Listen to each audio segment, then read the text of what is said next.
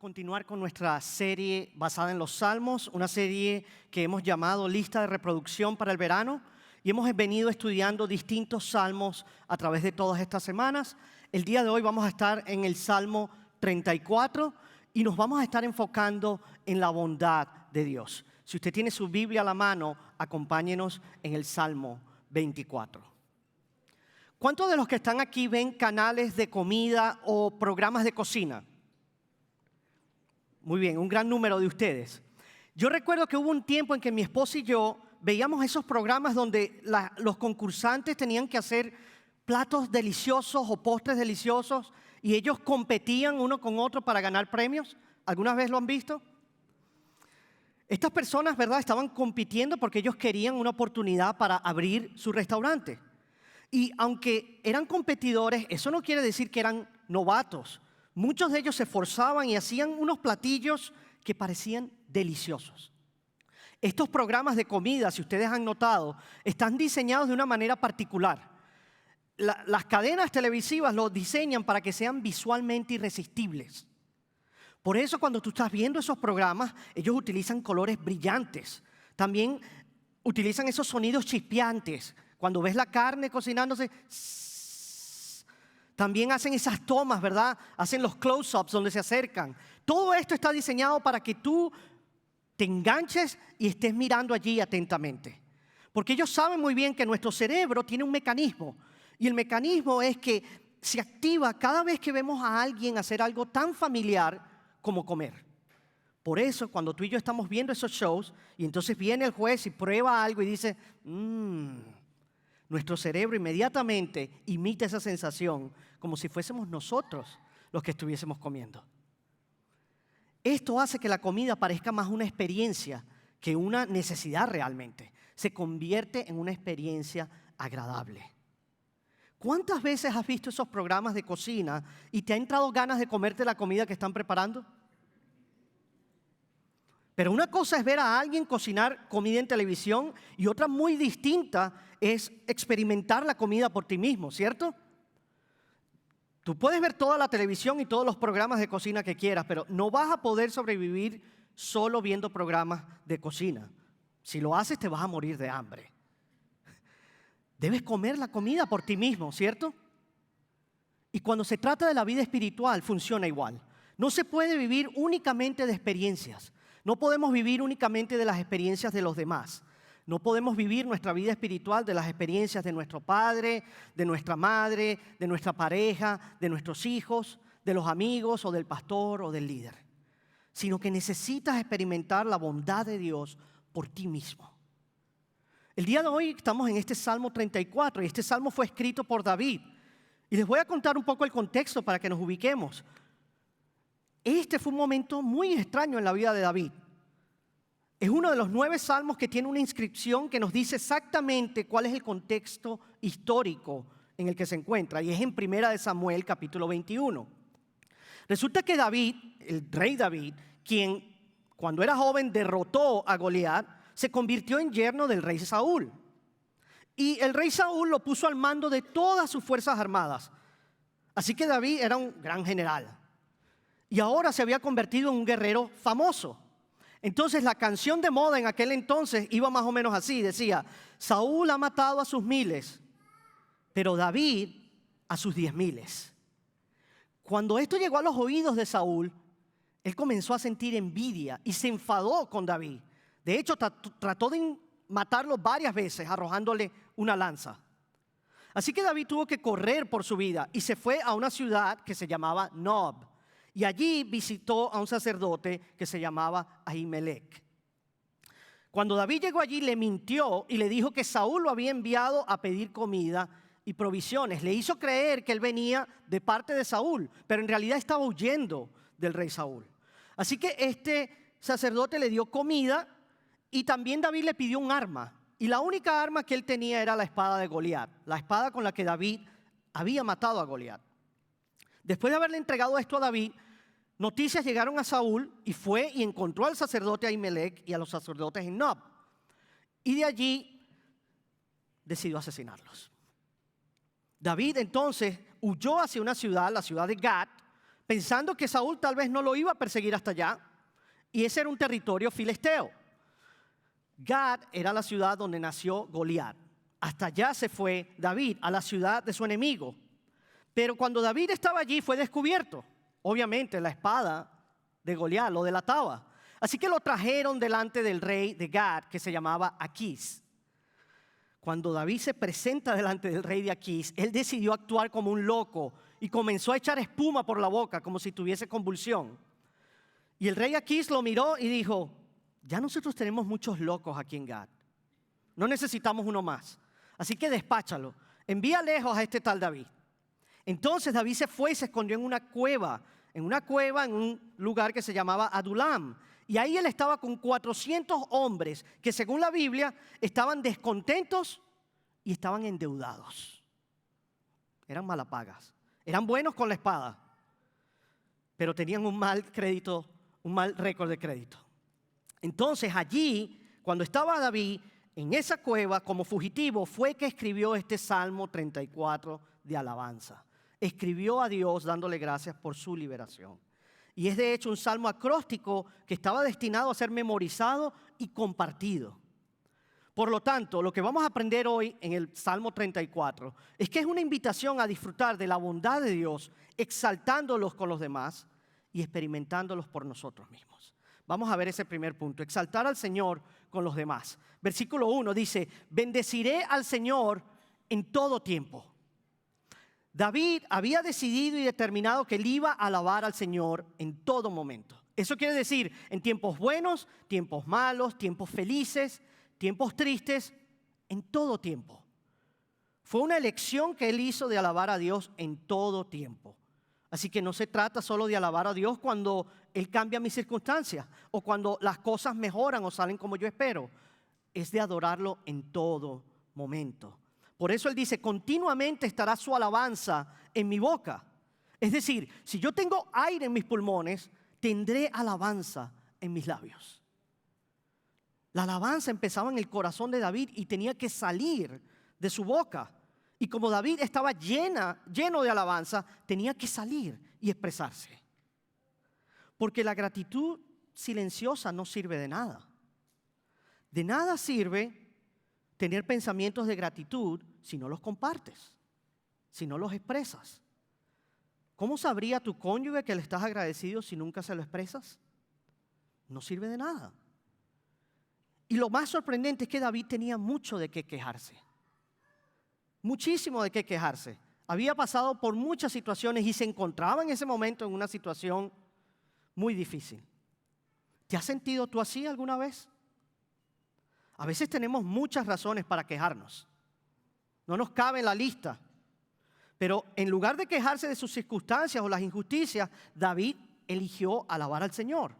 Y cuando tú y yo elegimos alabar al Señor en lugar de quejarnos, cuando hacemos a Dios más grandes que nuestras circunstancias, cuando lo hacemos mejor que nuestros errores, en ese momento estamos alabando y estamos en presencia del Señor. Y Él eligió hacer lo que Dios hizo por Él, más grande que cualquier otra cosa que estuviese pasando alrededor de Él.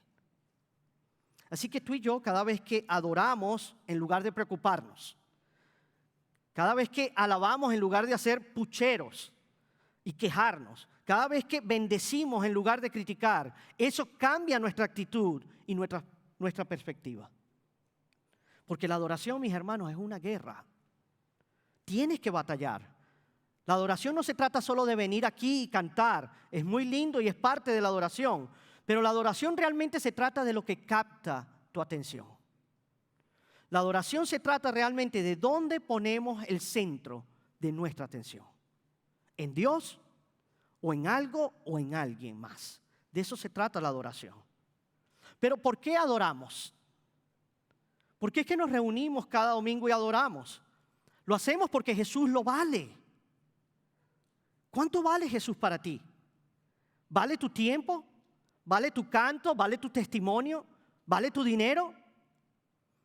La adoración es una resistencia contra el mundo, contra todas esas ideas que nos quieren ahogar y que nos impulsa el mundo. Es una batalla diaria para que alineemos nuestros corazones con Jesús y con la victoria que Él ha ganado en nosotros en la cruz y la tumba vacía. Así que la adoración no se basa en cómo nos sentimos, sino en quién es Dios y en lo que Él ha hecho por nosotros. Por eso David grita a todo pulmón y dice: en el Señor se gloriará mi alma. Es decir, mi confianza, mi seguridad y mi esperanza están en el Señor. Cuando nosotros entendemos el Evangelio de la gracia, nos damos cuenta de que nosotros fuimos quienes pecamos y Cristo fue quien nos salvó. Por eso nos gloriamos solo en Él. La esencia de la adoración es proclamar el valor, el lugar y la posición que tiene Dios en tu vida. Y David dice que aquellos que oigan, los humildes que lo oigan, se regocijarán. David dice: yo quiero que los que sufren oigan lo que Dios ha hecho por mí y lo que Él puede hacer por ellos. Así que Él adora hacia arriba a su Señor, pero también hacia afuera, hacia los que los rodean. Porque si los que todavía están bajo las garras del pecado escuchan y prestan atención a nuestro testimonio de salvación, ellos también pueden despertar con alegría. Ellos también pueden darse cuenta de que también hay esperanza para ellos. Por eso David los invita a alabar. Versículo 3: engrandezcan al Señor conmigo y exaltemos su nombre juntos. Aquí pueden notar que David pasa de la adoración personal a una adoración pública y corporativa. Él prácticamente está invitando a esos 400 tipos en la cueva, esos tipos deprimidos y que tienen mal historial crediticio, a que se unan a Él y adoren a Dios con Él. Él quiere que se unan a Él para adorar y exaltar a Dios. Pero ¿qué quiere decir David cuando dice engrandecer? Engrandezcan al Señor. Eso no quiere decir que Dios necesita que nosotros lo ayudemos a ser más grande. No quiere decir que cuando adoramos eso hace a Dios más grande. Él es grande, tan grande que no podemos imaginarlo. Pero lo que sí hace es que hace a Dios más grande a nuestros ojos, a nuestra vida, a nuestra experiencia. Entonces, engrandecer al Señor es enfocarte en su gloria, hasta que sea más grande que tu miedo, más grande que tus dudas, más brillante que tu dolor. Cuando adoramos juntos, Él se hace mucho más grande en nuestras vidas. Y si tú y yo volvemos el día de hoy al auto, al salir de aquí, si volvemos a nuestros autos y allí no vemos que Dios es más grande en nuestras vidas, entonces nos hemos perdido de algo hoy. La razón por la que tú y yo nos reunimos aquí cada semana es para ayudarnos mutuamente a hacer que Dios sea más grande en nuestra vida de lo que era antes. Esa es la razón. Sin embargo, algunas personas piensan que no es necesario congregarse, que no es necesario asistir a la iglesia. Algunos piensan que eso es simplemente una pérdida de tiempo. Y escuchas cosas como: no, la iglesia es solo una institución innecesaria. Piensan que solo es entre Jesús y yo. Jesús y yo tenemos nuestras propias cosas. Jesús y yo lo tenemos todo resuelto. No necesitamos que nadie más nos diga nada. Pero el alma que ha sido salvada, aquel que ha sido salvo, no se contenta con disfrutar de su salvación, de su redención en aislamiento. No se contenta en adorar solo. Debe adorar en grupo. Por otra parte, para muchos, asistir a la iglesia no es más que una actividad. Es solo una actividad que ellos tienen que incluir en su agenda apretada. Entonces, en lugar de construir sus planes en torno a la vida de la iglesia y priorizar el tiempo de adoración en la iglesia, ellos eligen los días de la iglesia para trabajar, para viajar, para participar en diversas actividades. Todo lo que podrían hacer en la semana, en 6 días, ellos deciden hacerlo el domingo, el día de la reunión de la iglesia. ¿Cómo es eso posible? ¿Cómo es posible que hagan eso? Porque la iglesia es una parte integral de la vida cristiana. Nosotros no nos reunimos aquí todos los días, solo nos reunimos 2 veces por semana. Y sin embargo la gente no puede venir y adorar a Dios con su familia de la iglesia. El gran problema es que muchos no entienden lo que es la adoración, el propósito de reunirnos acá como iglesia. Para muchos, venir a la iglesia solo significa levantarse temprano, tener que andar correteando a los niños y arreglarlos, tener que pasar horas buscando un vestido o un traje que me quede bien, que sea bonito para poder ir y compartir un par de horas con un grupo de extraños. Y como no entienden eso, empiezan a hacer excusas. Ha sido una semana larga. Estoy cansado. No, es un inconveniente ir a la iglesia. Pero si los llamaran a trabajar overtime, allí estarían. Allí salieran corriendo. ¿No sería más fácil adorar y leer la Biblia en mi tiempo libre? Hacer mi propia cosa. ¿Por qué no simplemente puedo adorar por mi cuenta, donde sea que esté? Pero reunirse para adorar a Dios, mis hermanos, debería ser tan emocionante o incluso más apasionante que cuando nos preparamos para ir a un partido de fútbol importante. ¿Alguna vez has asistido a un partido de fútbol o un partido de béisbol que es importante? Sí, la semana antes del partido la gente ha estado pensando y soñando con ese momento. No pueden esperar. Han estado leyendo y escuchando todos los análisis y los comentarios sobre el partido. Conocen los pronósticos, conocen a los jugadores, hablan con sus amigos sobre el partido y hasta los animan para que vayan con ellos. Luego llega el día del juego. Y en el día del juego llegan temprano al estadio para pasar un rato con sus amigos y para hablar sobre el partido. Y si llueve, truena o relampaguea, allí se quedan con cualquier clima. Se ponen sus colores del equipo y comienzan a gritar y a animar a su equipo. Nadie tiene que andarles rogando para que se emocionen con ese partido. Pero lo que hace la experiencia del partido mejor es que la viven juntos, ¿cierto? Están allí juntos, un montón de aficionados como ellos, miles de ellos. Y allí pueden ver una gran vista, pueden oír los sonidos, pueden sentir el olor. Hay algo especial para ellos estando juntos allí en ese partido, animándose, celebrando con su equipo. Y de la misma manera, mis hermanos, cuando nos reunimos los domingos, nos regocijamos y alabamos a nuestro hermoso Dios, a nuestro grandioso Dios. Hay poder en adorar juntos aquí. La adoración no es un entretenimiento, sino un encuentro con el Dios vivo, con el Dios mismo. Cuando adoramos juntos, Dios se manifiesta. Las vidas cambian, las relaciones se sanan, las cadenas se rompen. Eso tiene el poder de la adoración. Y por eso es necesario, llegamos al punto número 2, experimentar al Señor por nosotros mismos. Sígame, versículo 4. David dice, busqué al Señor y Él me respondió. Ahora, ¿qué buscas tú cuando sientes miedo? ¿A quién o qué buscas cuando tú sientes miedo? Si tú buscas al Señor en esos momentos, entonces Él es efectivamente tu Salvador. Pero si tú buscas a alguien más o a otras cosas cuando tienes miedo, entonces ellos se convierten en tus falsos salvadores. Y David buscó al Señor, él sabía dónde ir. Y dice, Él me libró de todos mis temores. No de alguno de sus miedos, sino de todos ellos. Porque el miedo es esta confianza equivocada, esta confianza que hemos puesto en algo equivocado. El miedo es cuando tú tomas tu confianza y la pones en tus circunstancias temporales, en lo que te está pasando.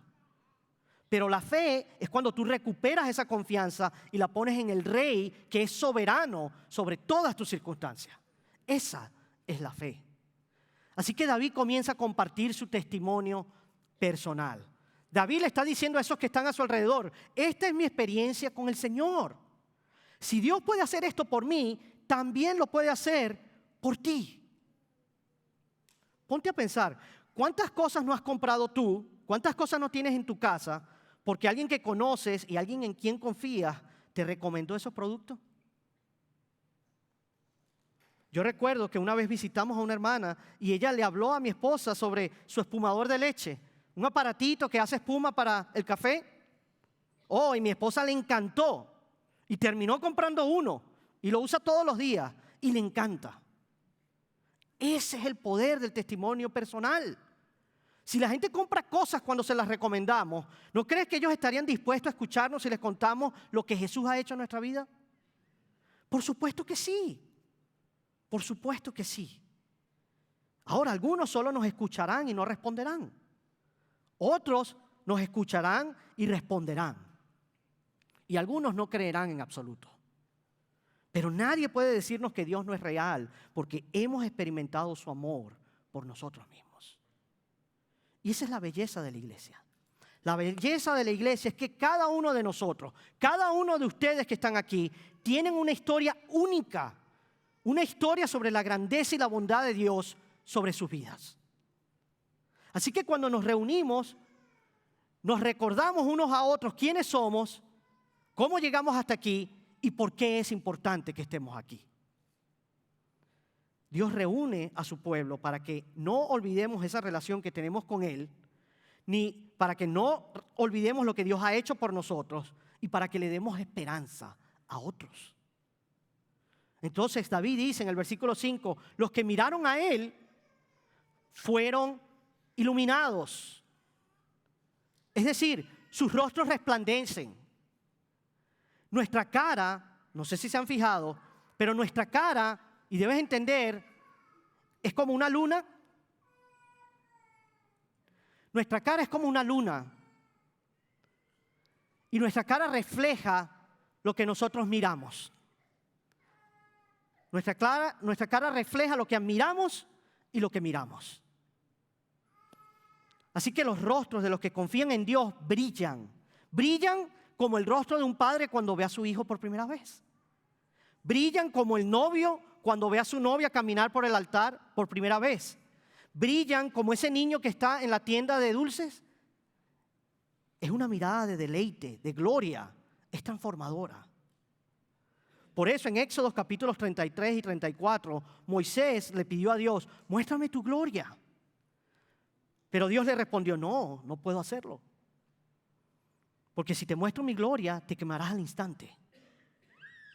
No puedes con mi gloria. Así que solo te mostraré dónde he estado. Te mostraré mis espaldas. Y Moisés vio por dónde pasó Dios, dónde había estado. Y su rostro, dice la palabra, resplandeció. Tanto así que tuvo que ponerse un velo sobre su rostro porque brillaba como un reflector. Su rostro reflejaba el hecho de que él había estado con Dios y lo había visto. Así que cuando tú conoces a Jesús, tu rostro cambiará. La palabra nos dice en 2 Corintios 3:18, todos nosotros con el rostro descubierto, contemplando como en un espejo la gloria del Señor, estamos siendo transformados en la misma imagen de gloria en gloria, como por el Señor, el Espíritu. Los rostros amargos se transforman en sonrisas alegres. La depresión y la desesperación dan paso al deleite. Y sus rostros, nos dice David, jamás serán avergonzados. Si clamas al Señor y fijas tus ojos en Él, nunca te decepcionarás. Porque Dios vale la pena. Él nunca te va a abandonar. Él nunca te va a defraudar, nunca te mentirá, nunca te va a lastimar. Porque Él no puede fallar a aquellos que confían en Él con todo su corazón. Por eso David da testimonio, versículo 6. Este pobre hombre clamó y el Señor le oyó y le salvó de todas sus angustias. Yo estaba desesperado, dice David, arruinado, desamparado, y le pedí a Dios que me salvara y Él lo hizo. ¡Wow!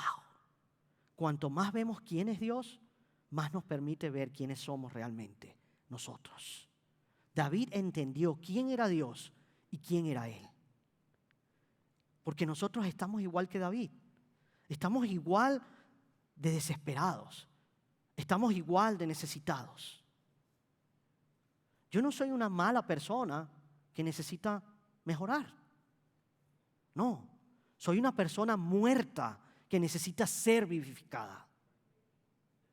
Por eso Jesús dijo que solo los pobres en espíritu, los humildes, los que reconocen su necesidad de Dios y dependen de Él, solo ellos serán salvos. En el versículo 7 David añade y dice, el ángel del Señor acampa alrededor de los que lo temen y los rescata. ¿Quién es ese ángel del Señor? Podemos pasar mucho rato discutiéndolo, pero en resumen es Jesús, reencarnado, el Señor de los ejércitos. Y David dice, yo pensé que los enemigos me rodeaban, pero no me había dado cuenta que Dios tenía rodeados a los enemigos que me rodeaban. No estoy rodeado por mis enemigos, no estoy rodeado por mis circunstancias, estoy rodeado por un plástico de burbujas angelical. El Señor de los ejércitos acampa sobre mí. Por eso nos dice en el versículo 9 y 10, teman al Señor, ustedes sus santos. Esta adoración no hace más que llevarnos al temor del Señor. Sin embargo, la Biblia nos dice 366 veces que no temamos. Nos dice que temer no es bueno. ¿Cómo es posible aquí entonces que se nos diga que temer a Dios es algo bueno? Bueno, aquí está la clave. En que temer a Dios no es tener miedo de Dios. No es eso a lo que se refiere David. Porque tenerle miedo a Dios en realidad te aleja de Él. Entonces, ¿qué es temer a Dios? Es tener una reverencia gozosa y maravillarse ante Dios. Es reconocer quién es Dios. Es un enfoque radical en Dios que moldea entonces todo el resto de tu vida. Toda tu vida se centra en Él. Así que construyes todo tu entorno, toda tu vida alrededor de Dios. Es tomar a Dios en serio. Es tomarlo más en serio que cualquier otra cosa o cualquier persona en tu vida. Es una sensación de asombro. Es intimidad entre tú y tu Señor. Y a los que hacen eso, dice David, no les falta nada. 2 veces los dice. No les falta nada, no carecen de nada a los que temen al Señor. Es decir, Dios le dio todo lo que necesitaba a David e hizo por él más de lo que él podía imaginar, más de lo que merecía. Y no se trata de que Dios le diera salud, riqueza, prosperidad, sino que Dios se ocupó de toda y cada una de sus necesidades en el momento justo y adecuado. Por eso viene David e invita al resto y le dice, vengan, prueben y vean que el Señor es bueno. Prueben y vean. No vivas solo de mi testimonio. No creas solo lo que te estoy diciendo. Ven, disfruta de Dios por ti mismo. Pruébalo. Y probar requiere acción, ¿cierto?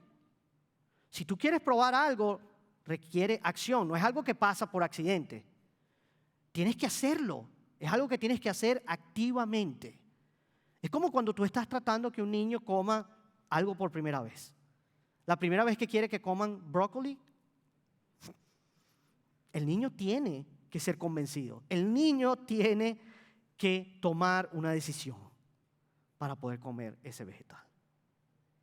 Y en los versículos 9 al 16 nos muestran formas prácticas en que podemos hacer eso, en que podemos probar y ver al Señor glorificarse en nuestras vidas. Nos dice, teme al Señor, busca al Señor, apártate del mal, busca y sigue la paz y camina en santidad con el Señor.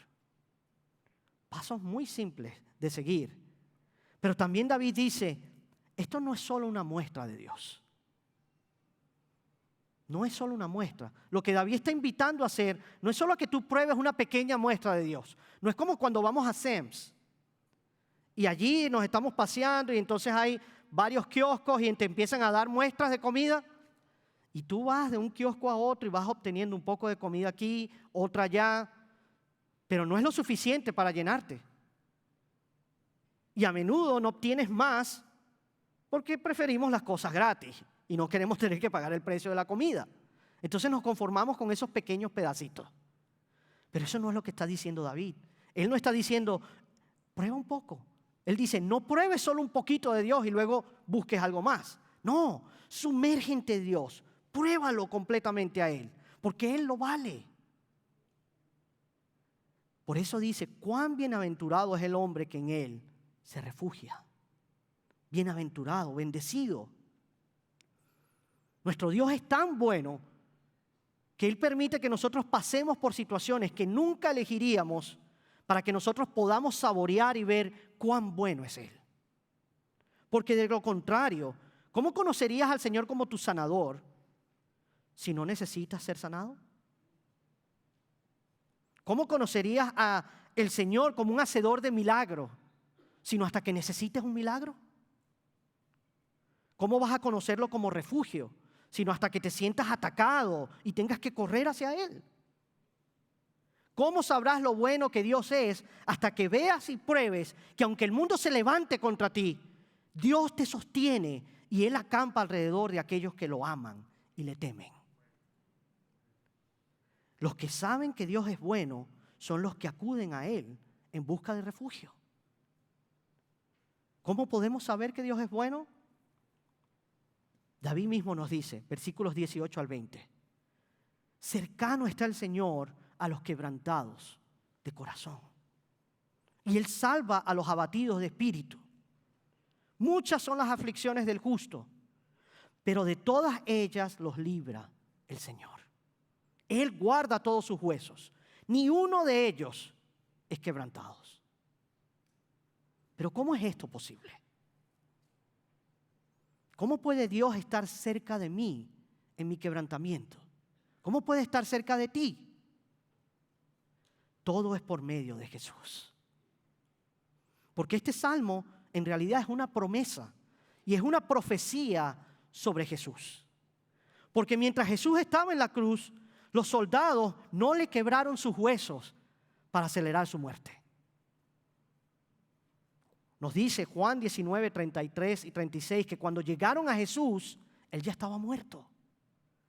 Y eso sucedió para que se cumpliera esta escritura: no será quebrado un hueso suyo.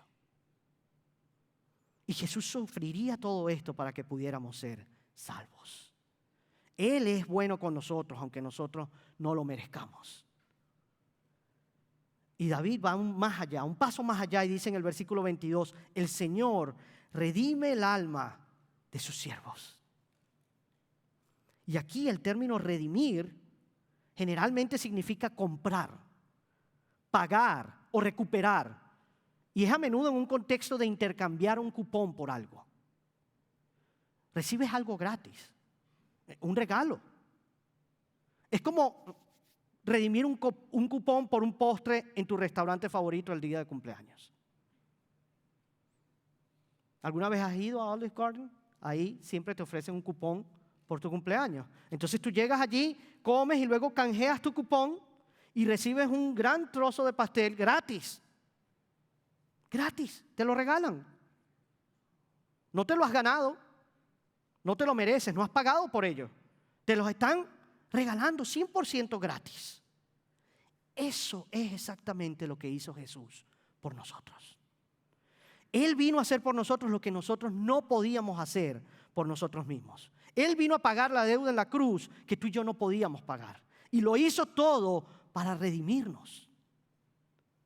De manera que si tú te arrepientes de tus pecados, pones tu fe en Él y reclamas su redención, recibes una posición correcta delante de Dios. Recibes el perdón de tus pecados. Recibes una nueva familia y una nueva identidad en Cristo. Tienes a Dios como tu futuro y el cielo como tu hogar. Y por eso nos dice David que no será condenado ninguno de los que en Él se refugia. Fíjense, David huyó. David pecó. Porque David mintió. Y porque él mintió, la gente murió. Así que él sintió la culpa de lo que había hecho. Él sintió la culpa de haber mentido al sacerdote, lo cual provocó la muerte de todos los sacerdotes de Nob. Una masacre. Pero David, en medio de su culpa, en medio de sus circunstancias, en medio de sus problemas, corrió a Dios como su refugio y por eso ya no fue condenado. Por eso Romanos 8:1 nos dice, por tanto, ahora tú y yo, mi hermano, que estamos en Cristo, no hay condenación para los que están en Cristo Jesús. Somos perdonados para siempre. Amén. Pero quizás tú pienses que nunca has probado la gloria de Dios. Quizás tú te encuentras aquí hoy y dices, yo no sé de lo que usted está hablando. Yo nunca he probado esa bondad, esa gloria de Dios. Pero yo creo que has probado mucho de sus aperitivos. Tal vez piensas que no lo has probado, pero sí has probado mucho de sus aperitivos. ¿Alguna vez has recibido un abrazo? ¿Alguna vez has comido algo delicioso? Confirmación, claro que sí. ¿Has paseado alguna vez por la playa? ¿Has tenido la oportunidad de ver un hermoso atardecer? Todas esas cosas son solo pequeñas muestras de la bondad y la gloria de Dios para con nosotros. Ya has probado los aperitivos. Ahora prueba el plato principal. Ven, prueba a Dios mismo. Porque Dios te creó para ver y saborear su gloria. Y cuando hayas probado y visto que el Señor es bueno, no necesitarás nada más. Pero nunca sabrás lo que es experimentar la bondad y el amor de Dios hasta que lo pruebes por ti mismo. Hasta que lo pruebes por fe en Jesucristo, el Hijo de Dios. Ya has probado los aperitivos. Ahora ven y disfruta del banquete completo. Ven a probar. Ven a Cristo y saborea la bondad y la gloria de Dios hoy. Vamos a ponernos de pie para cerrar en adoración.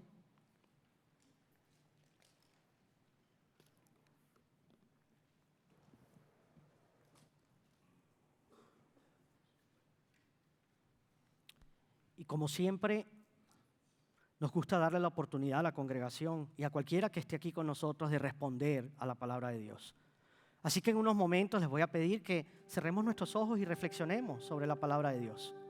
Y luego de mi oración tendrás oportunidad de pasar al frente y poder orar con nosotros si así lo deseas. Yo sé que algunos de los que están aquí han cambiado la gloria de Dios por la gloria del mundo. Han cambiado la verdadera comida espiritual por chatarra, por comida chatarra. Se han enfriado. No han puesto a Dios como prioridad. No han puesto la iglesia, la vida en la iglesia como prioridad. Lo único que tienes que hacer hoy es admitirlo. Ven al altar y oremos juntos por avivamiento. También sé que aquí hay otros que han probado esos aperitivos.